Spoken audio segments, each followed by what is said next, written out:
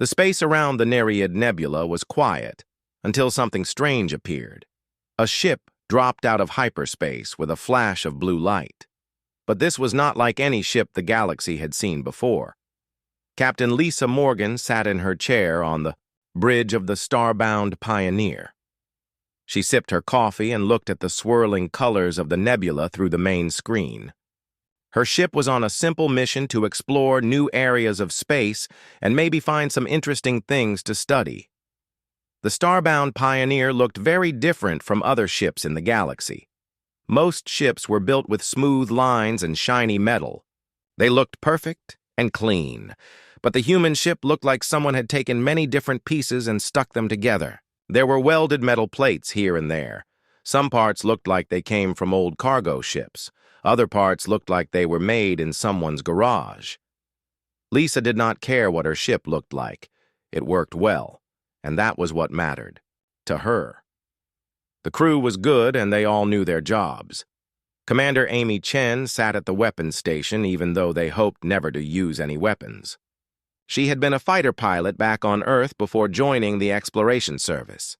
On the other side of space, something was watching them.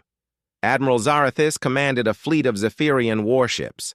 Her ships were beautiful things made of crystal that caught the light and threw it back in rainbow colors. Each ship was built to look dangerous and impressive. The Zephyrian Empire liked other races to feel small when they saw their ships. Zarathis stood on her bridge and watched the screens. Her officers were trying to figure out what kind of ship had just appeared. The computers could not identify it at all. It did not match any known ship design in their databases. One of her officers turned to her. "Admiral, we cannot get a clear reading on that vessel. Our scanners are having trouble with it." Zarathis looked at the image of the strange ship. It looked like junk to her, but something felt wrong about it. "What do you mean, trouble?" "The energy signature is all mixed up. It does not follow any pattern we know. Our targeting computers cannot lock onto it properly."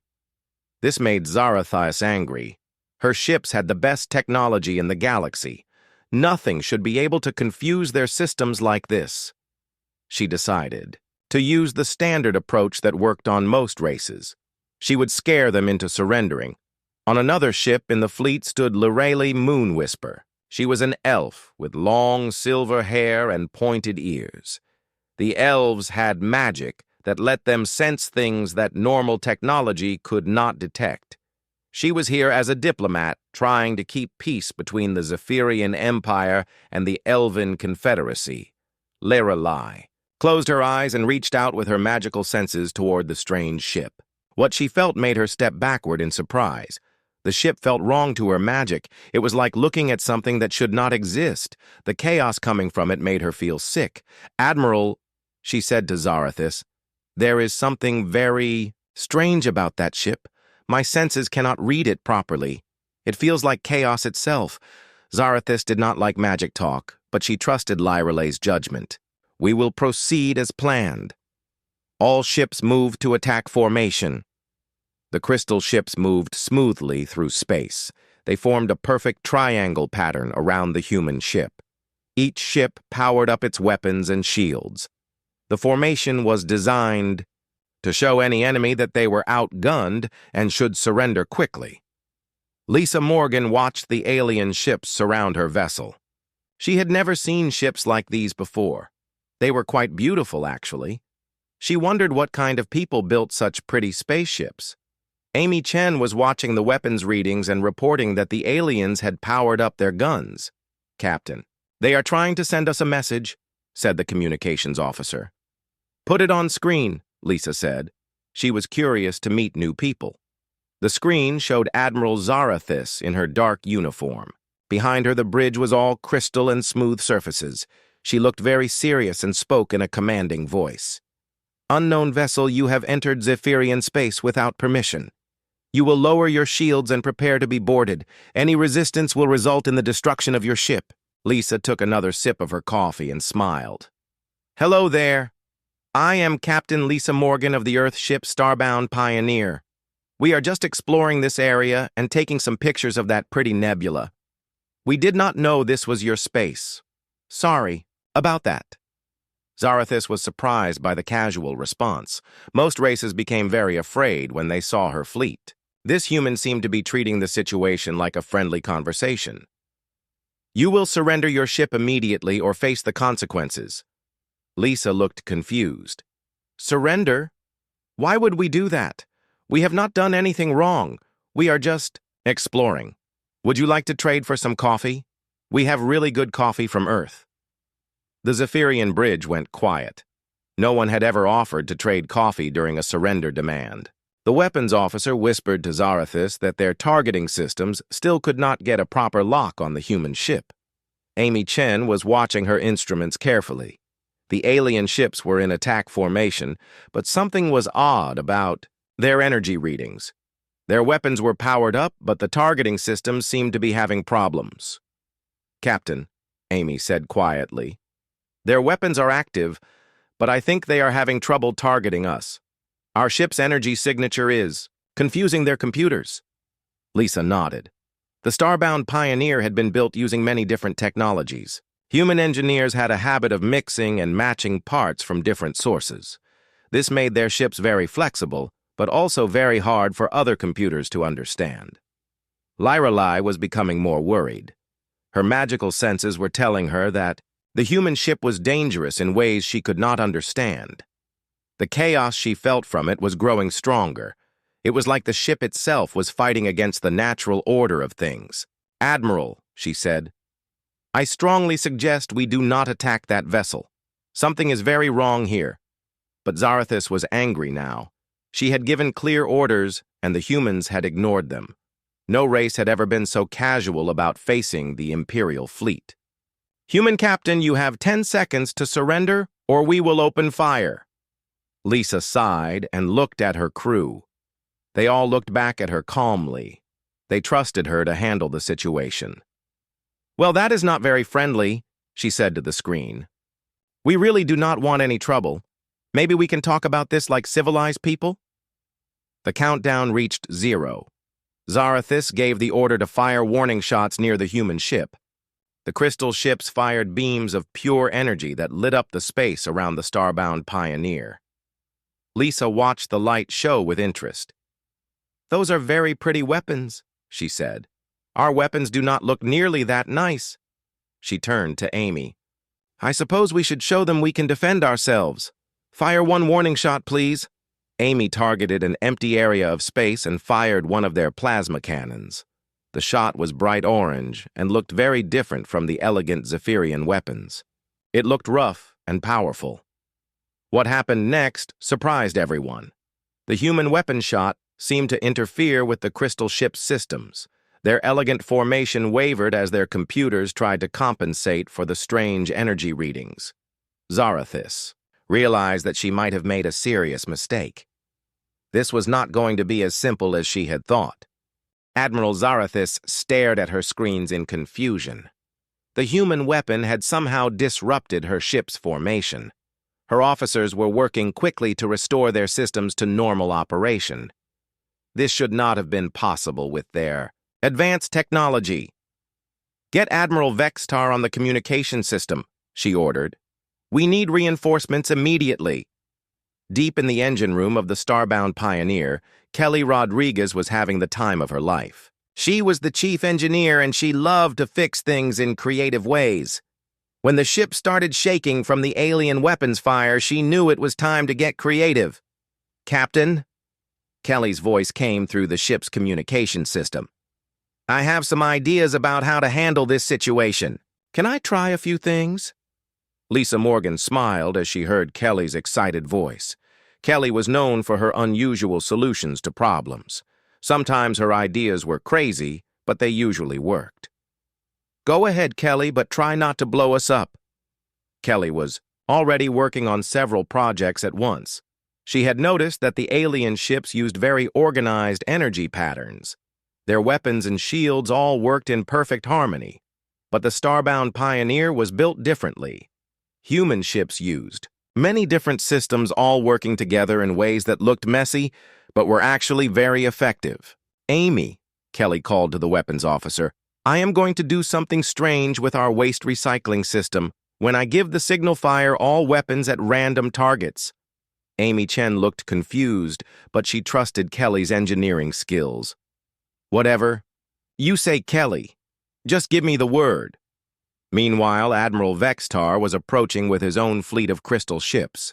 He had received Zarathus's message about a dangerous unknown vessel and was bringing heavy weapons to deal with the problem. His ships were even bigger than Zarathus's fleet and carried weapons that could destroy planets. On the other side of space, the Elven Confederacy had also detected the strange energy readings. Sylvanas Dawnstrider commanded a fleet of elven ships that looked like they were grown from trees and crystal. Elven ships used magic instead of pure technology, and they were coming to investigate what was causing such chaos in the cosmic harmony. Kelly finished her preparations and called to the bridge. Captain, I am ready to try my plan. It might look a little weird, but trust me on this. Lisa nodded to Amy, who was ready at the weapons station. Do it, Kelly. Kelly activated her modified waste recycling system. Instead of processing garbage, the system now shot out a cloud of metallic debris mixed with strange particles from their fusion reactor. At the same time, Amy fired all weapons in different directions. The combination created a massive cloud of confusing energy signatures around the human ship. The Zephyrian ships immediately lost track of the Starbound Pioneer. Their targeting computers could not tell where the real ship was among all the false readings. Their perfect formation began to break apart as each ship tried to find the target using different methods. What kind of weapon is that? Zarathus demanded from her officers. We are not sure, Admiral. It appears to be some kind of advanced stealth technology mixed with electronic warfare. Our computers cannot process the data. Lyrelai was holding her head in her hands. The magical chaos from the human ship was getting worse. Now it felt like someone was screaming directly into her mind. Admiral, we must retreat immediately. That ship is doing something terrible to the fabric of space itself. But Zarathus was too proud to retreat from one small ship. We will wait. For Admiral Vextar, his heavy weapons will solve this problem. Inside the debris cloud, Lisa was calmly drinking her coffee and watching the alien ships stumble around trying to find them. Amy was tracking their movements and reporting their positions. The human ship was moving in patterns that looked random, but were actually carefully planned. Kelly, this is brilliant, Lisa said. How long can we keep this up? As long as we have garbage to throw out, Kelly replied happily. And we have a lot of garbage. Admiral Vextar arrived with 12 heavy cruisers. His ships were twice the size of Zarathus's vessels and carried weapons that could punch through any known shield. He looked at the chaos on his screens and shook his head. What exactly is happening here? He asked Zarathus over the communication system. One human ship is somehow holding off my entire fleet, she admitted. They are using weapons we do not understand. Vextar laughed. One ship? Move your vessels aside and let me handle this. His heavy cruisers moved into position and powered up their main weapons. These guns could destroy asteroids with one shot. He aimed at the center of the debris cloud and prepared to fire.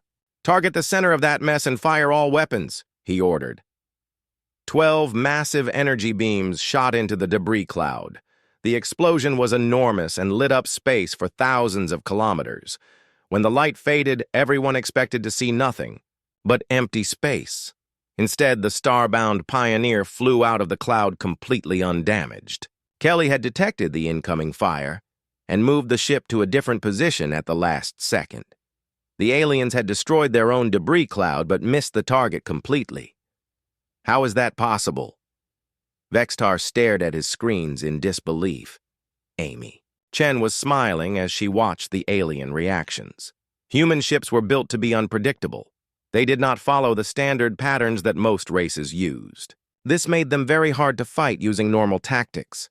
Captain, Amy reported, the aliens are getting frustrated. Their weapons are designed to fight ships that behave logically. We are not behaving logically. Lisa nodded. Kelly, can you do something else creative? I think we need to keep them guessing. Already working on it, Captain, Kelly replied. She was modifying the ship's coffee maker to produce a different kind of energy signature. It was a completely useless modification, but it would confuse the alien sensors even more.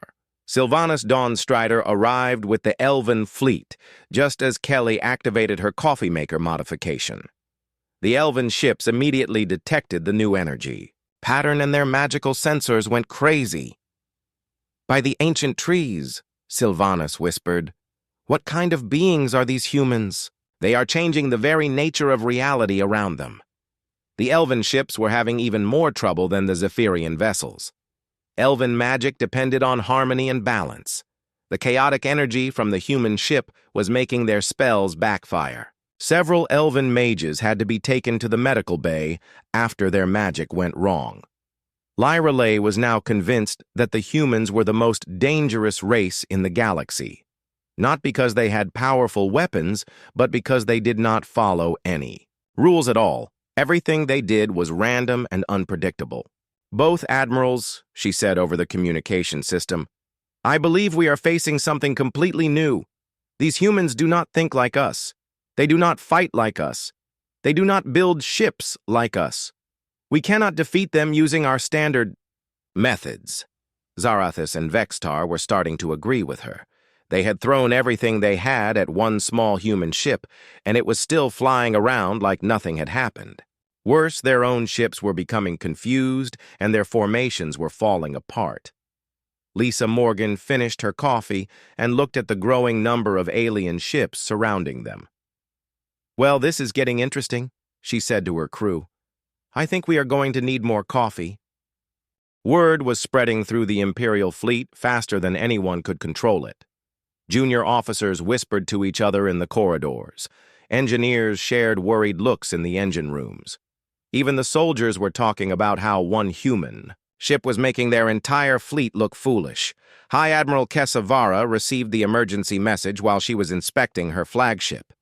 The Imperial Dreadnought was the largest ship in the Zephyrian fleet. It was 5 kilometers long and carried enough weapons to destroy entire star systems. When she heard that 2 admirals were having trouble with a single alien vessel, she decided to investigate personally. Rebecca Johnson sat at the communications station on the Starbound Pioneer. Everyone called her Becky, and she loved talking to new people. She had studied alien languages in school and was excited to meet real aliens for the first time. While the admirals were busy trying to figure out military tactics, Becky had discovered something interesting. "Captain," Becky said, "I have been listening to their regular communication channels. The alien crew members are talking to each other about us. They are scared and confused. Also, I think I am starting to understand their language better." Lisa. Morgan was impressed. "That is great work, Becky. What are they saying?" "Well, they keep asking each other what kind of weapons we have. They cannot figure out how we are doing what we are doing. Also, they are worried that Earth might have more ships like ours." This gave Lisa an idea. If the aliens were scared of human ships, maybe they would be more willing to talk instead of fight. She decided to try a different approach. Becky opened. "A channel to all the alien ships. I want to talk to everyone." Becky worked her magic with the communication system. Soon, Lisa's face appeared on screens throughout both fleets. She was still holding her coffee cup and looked completely relaxed. "Hello, everyone," Lisa said with a friendly smile. "I am Captain Lisa Morgan, and I want to apologize for all this confusion. We really did not mean to cause any trouble. We are explorers from Earth, and we are just trying to learn about the galaxy." In the Imperial fleet, thousands of aliens stared at their screens. They had expected to see a fierce warrior or a mad scientist. Instead, they saw a friendly woman who looked like she was having a pleasant conversation with neighbors. Becky had been working on breaking the encryption codes in the alien communication systems. She was not trying to spy on them. She just wanted to understand how their technology worked. But while she was studying their systems, she accidentally discovered something very important. "Captain," Becky whispered, "I think I figured out their tactical codes. They use the same basic patterns for all their ship movements. It is actually very simple once you understand the logic. Amy Chen overheard this and became very interested. If they could predict how the alien ships would move, they could avoid their weapons much more easily. Becky, can you show me those patterns? Soon, Amy and Becky were working together to understand Zephyrian military tactics. What they discovered was that the aliens were very good at fighting other aliens who followed similar rules, but they had no idea how to fight someone who did not follow any rules at all. High Admiral Kesavara arrived with her massive dreadnought. The ship was so large that it blocked out the stars behind it. When the crew of the Starbound Pioneer saw it on their screens, they were impressed despite themselves. "Now that is a big ship," Lisa said. "I wonder how many people work on something that size." Kelly Rodriguez was also impressed, but for different reasons. She was an engineer and she could appreciate the incredible technology that went into building such a vessel. She was also curious about how it worked. Captain Kelly said, "I would love to get a look at the engine systems on that ship. I bet I could learn a lot from their technology." The High Admiral opened a communication channel to the human ship. Unlike the other admirals, she did not start with threats. She was too experienced for that. Instead, she tried to understand what she was dealing with. "Human Captain, I am High Admiral Kesavara. You have caused quite a disturbance in my fleet. I am curious about your intentions." Lisa was pleased that someone was finally willing to have a normal conversation. "Thank you, Admiral. As I told your officers, we are just exploring. We study new places and new people. We mean no harm to anyone.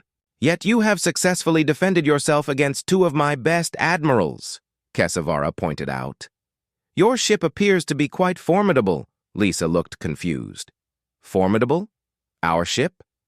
I think there has been a misunderstanding. We have not attacked anyone.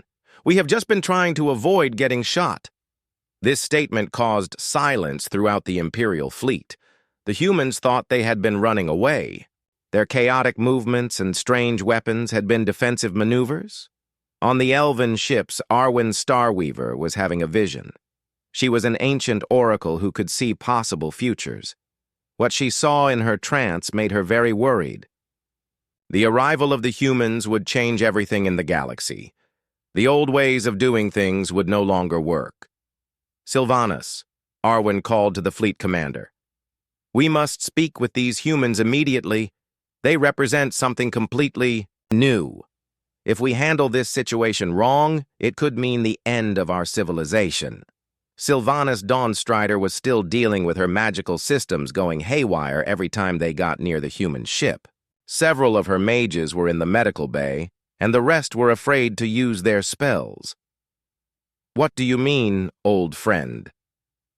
"The humans do not fit into our understanding of how the galaxy works," Arwen explained. "They are neither conquerors nor victims. They are something else entirely. We must learn what that something is." Kelly had been busy while everyone else was talking. She had been studying the energy patterns from the alien ships, and she thought she understood how their technology worked. More importantly, she had some ideas about how to improve it. Captain Kelly said, "I think I could help their ships work better. Their technology is very advanced, but it is also very rigid. If they would let me look at their systems, I could show them some tricks that might help." Lisa was always willing to help new friends. "That is a wonderful idea, Kelly. Admiral, would you like our engineer to take a look at your ships? She is very good at fixing things." Kesavara was so surprised by this offer that she did not respond for several seconds. The humans wanted to help improve Imperial technology. This was not how battles were supposed to work. Becky had been listening to more alien communications, and she had discovered something that worried her. "Captain, I think there might be more fleets coming. The aliens are calling for reinforcements from all over this sector." Amy Chen was tracking all the alien ships on her sensors. "Captain, we now have 47 alien vessels surrounding us. If they all attack at once, we are going to have a problem." Lisa considered their situation. They had proven they could confuse small groups of alien ships, but 47 ships was a lot even for human creativity. Maybe it was time to try something completely different. Admiral Kesavara. Lisa said, "Would you like to come aboard our ship for a visit?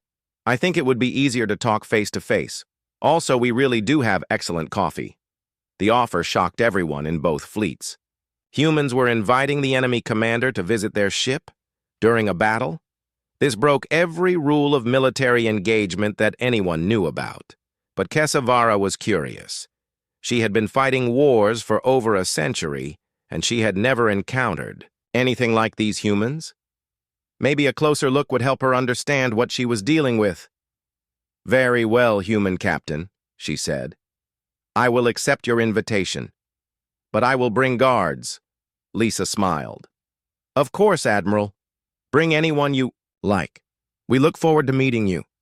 High Admiral Kesavara stood in the shuttle bay of the Starbound Pioneer and looked around with amazement. Everything she saw confirmed what her sensors had told her. The human ship really was built from many different pieces stuck together. But somehow it all worked perfectly. Captain Lisa Morgan met her at the airlock with a warm smile. "Welcome aboard, Admiral. I hope you did not have any trouble finding us in all that debris." Kesavara was accompanied by 2 guards and Lirelei, Moon Whisper, who had insisted on coming along. The elf was still feeling sick from the chaotic energy, but she wanted to understand what the humans were doing to the cosmic harmony. "Your ship is quite unusual," Kesavara said politely as Lisa led them through the corridors. Lisa laughed. "That is one way to put it. We built her using parts from about 20 different ships. Some people think she looks like junk, but she has never let us down." They passed the engineering section where Kelly Rodriguez was working on 3 different projects at the same time. She looked up and waved cheerfully at the visitors. "Hi there. Are you the ones with the pretty crystal ships? I would love to know how you make them glow like that." Lirelei stared at Kelly in shock. The human engineer was surrounded by magical chaos, but she seemed completely unaware of it. The elf could see reality bending around Kelly's work, but Kelly just kept building things as if nothing unusual was happening. Captain Helen Parker's ship, Terra's Pride, dropped out of hyperspace just as Lisa was showing the aliens to the bridge. The second human ship looked even stranger than the first one. It had been converted from a research vessel and was covered with sensors and communication equipment. "Captain Morgan." Helen's voice came over the communication system. "We got your message about meeting new friends. We brought Dr. Watson and her team. They are very excited about studying alien cultures." Lisa smiled at her guests. "That is Captain Parker. She commands our research ship. Dr. Watson is our best expert on meeting new people." Kesavara was confused. "You called for military reinforcements and they sent scientists?" "We did not call for military help," Lisa explained. "We called for help with communication. Dr. Watson speaks about 30 different languages, and she loves meeting new people. Dr. Claire Watson transported over to the Starbound Pioneer within minutes. She was a small woman with bright eyes who could barely contain her excitement at meeting real aliens. When she saw Lirelei, she almost fainted with joy. "Oh my goodness, you are a real elf," Claire said. "I have studied elven culture in our historical records, but I never dreamed I would meet a real one. Your magical abilities must be fascinating. Could you tell me how your spells work?"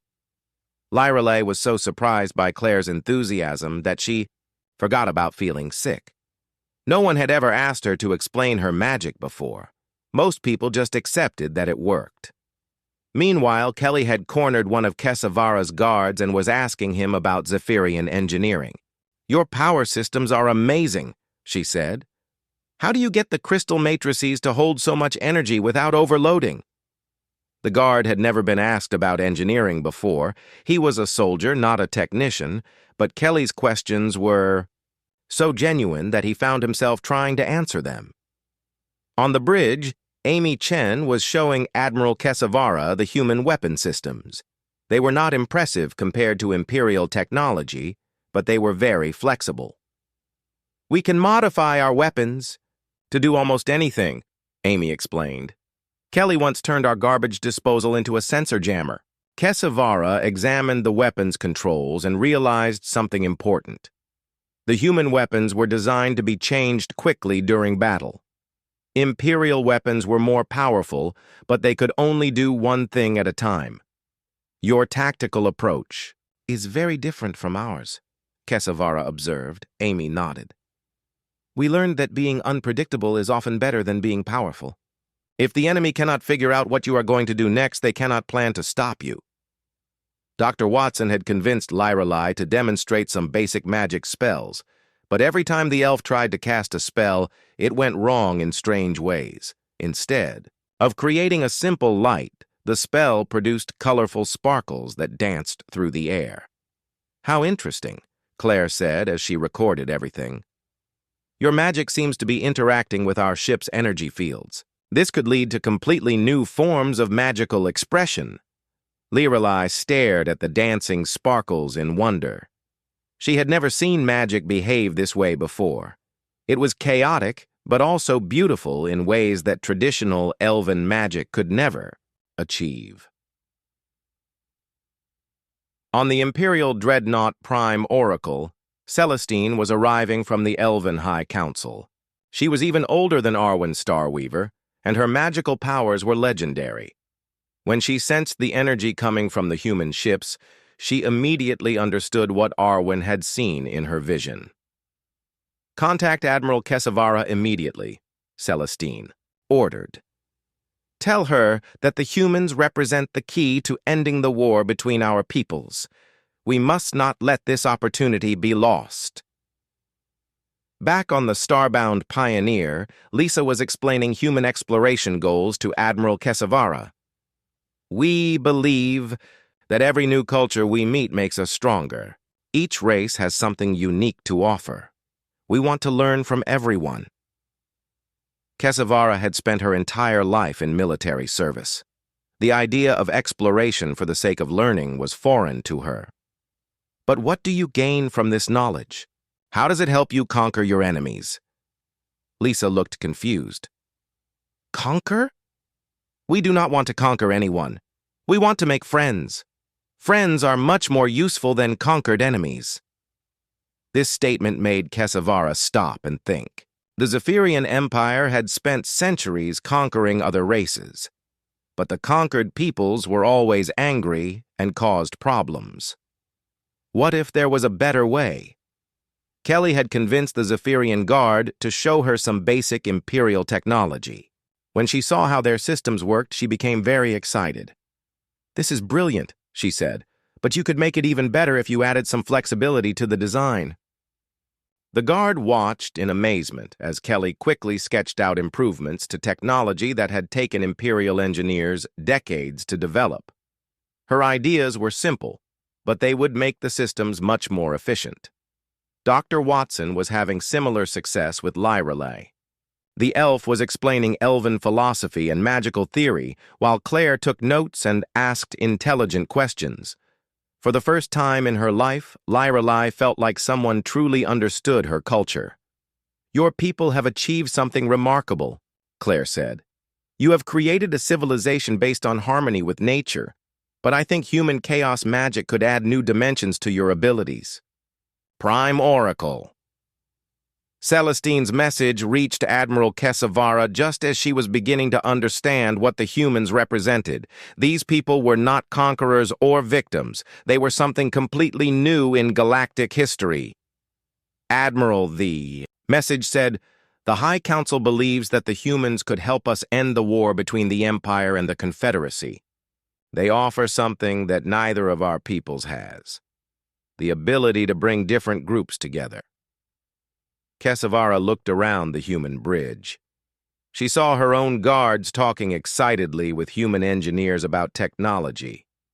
She saw Lyrelai laughing with Dr. Watson about cultural differences. She saw Captain Morgan treating everyone like old friends. Captain Morgan. Kesavara said, I think we need to discuss something very important. Your people might be the answer to a problem that has plagued our galaxy for centuries. Lisa refilled her coffee cup and smiled. What kind of problem, Admiral? Maybe we can help." 3 weeks later, a strange sight appeared in neutral space between the Zephyrian Empire and the Elven Confederacy. Ships from 3 different races were working together to build something that had never existed before. A space station made from human engineering, Elven magic, and Zephyrian crystal technology.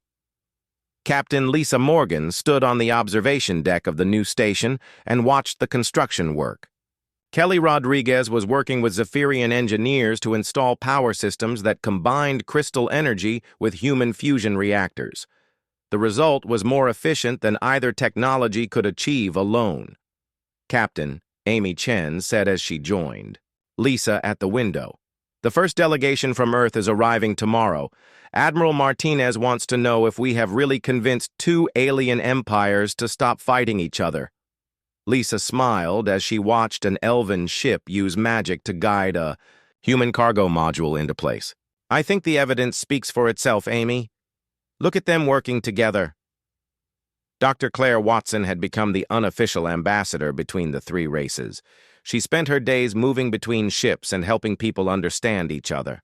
Her enthusiasm for alien cultures was infectious, and soon everyone wanted to share their knowledge with her. "Lisa!" Claire called out as she walked onto the observation deck. "You need to see what Lyra Lai and Kelly have created together. They combined elven magic with human engineering and made something amazing." In the engineering section of the station, Lyra Lai Moonwhisper was working with Kelly to create new forms of magical technology. The elf's spells were still chaotic around human equipment, but now they were learning to use that chaos in creative ways. "Watch this," Kelly said as she activated one of their inventions. A simple metal box began to glow with soft elven light, but instead of the usual steady glow, the light danced and shifted in patterns that were beautiful to watch. "We call it chaos." "Harmony," Lyra Lai explained. "Human unpredictability combined with elven magic creates something neither of us could make alone. It is more efficient than traditional magic and more beautiful than human technology." Admiral Kesavara was in the Dao Command Center working with Captain Helen Parker to establish the new communication protocols. The 3 races had very different ways of sharing information, but they were learning to work together. "The Soul Accords are almost ready for signing," Kesavara reported. "Representatives from over 50 star systems want to join the new alliance. The Soul Accords were named after Earth's sun, and they represented a completely new way of organizing galactic civilization. Instead of empires conquering each other, the Accords created a system based on cooperation and trade." Prime Oracle Celestine had arrived from the Elven High Council to witness the signing ceremony. She was amazed by how quickly the 3 races had learned to work together. "In my long life, I have never seen such rapid progress toward peace," she told Lisa. "Your people have a gift for bringing others together." Sylvanas Dawnstrider was working with human and Zephyrian military officers to create new defense strategies. The combined fleets would protect all 3 civilizations from external threats while preventing conflicts between member systems. "Human tactics are very effective," Sylvanas admitted. "Your unpredictable approach makes it almost impossible for enemies to plan attacks against our combined forces." The signing ceremony took place in the main hall of the new station. Representatives from dozens of worlds gathered to witness the creation of the Galactic Cooperation Alliance. Lisa Morgan signed for humanity, while Admiral Kesavara represented. The Zephyrian Empire and Prime Oracle Celestine spoke for the Elven Confederacy. "Today we begin a new chapter in galactic history," Lisa said as she signed the document. "We choose cooperation over conquest, friendship over fear, and learning over fighting." Kelly Rodriguez had been appointed as the head of the new interspecies technology exchange. Her job was to help different races share their knowledge and create new inventions together. She was already working on dozens of projects with alien engineers. Captain Kelly said after the ceremony, "I have been thinking about our next exploration mission. With all this new technology, we could explore parts of the galaxy that no one has ever seen before." Dr. Watson had established the first galactic university for cultural studies on the new station. Students from many different worlds would come to learn about alien civilizations and how to work together across species barriers. The demand for enrollment is incredible, Claire told Lisa. We already have applications from over 100 different worlds. Everyone wants to learn how to cooperate like we do. Becky Johnson had become the head of interspecies communication. Her natural talent for languages had made her popular with aliens throughout the galaxy. She could now speak fluently, with 17 different species. Captain Becky reported, "We are receiving messages from unexplored regions of the galaxy. Other races have heard about the Alliance and want to join. Some of them are offering to share incredible technologies. Amy Chen was working with military leaders from all three races to create the new Galactic Defense Force. Their mission was to protect peaceful exploration and prevent any empire from trying to conquer others." "The joint training exercises are going very well," Amy reported. "Human, Elven, and Zephyrian crews are learning to work together.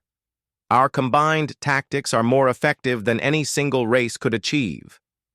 6 months after the first contact, near the Nereid Nebula, Lisa Morgan stood on the bridge of the newly constructed exploration ship Unity. The vessel combined the best technology from all three races and was ready to explore the unknown regions of the galaxy. Her crew included humans, elves, and Zephyrians working together as a team. Kelly Rodriguez was still the chief engineer, but now she had alien assistants who brought their own creative ideas. Amy Chen commanded a mixed-species tactical team that was becoming legendary for their innovative strategies. Captain, the Zephyrian, navigation officer reported, "We are ready to begin our mission to the Andromeda Contact Zone. Long-range sensors indicate at least 12 previously unknown civilizations in that region." Lisa settled into her captain's chair and looked around at her diverse crew.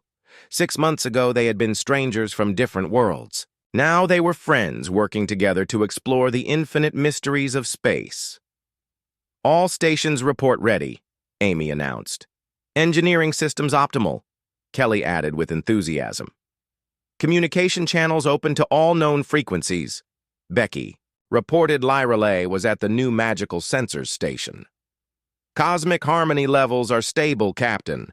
The chaos magic integration systems are functioning perfectly." Dr. Watson was at her cultural analysis station surrounded by data about the civilizations. They hoped to meet.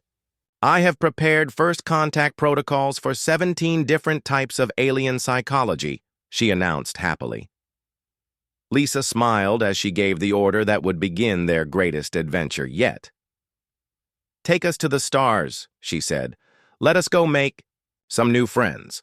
The Unity jumped to hyperspace, carrying its mixed crew toward the unknown. Behind them, the Galactic Cooperation Alliance continued to grow as more worlds joined the peaceful civilization that three unlikely species had created together. In the end, the galaxy had not been conquered by the strongest empire or the most powerful weapons. Instead, it had been transformed by curiosity, friendship, and the simple human belief that different people working together could achieve more than anyone could accomplish alone. The Zephyrian Empire learned that cooperation was more effective than conquest. The Elven Confederacy discovered that chaos could create new forms of harmony, and humanity found its place in the galaxy not as conquerors, but as friends who helped others realize their potential. The galaxy would never be the same again, and that was exactly what everyone had hoped for.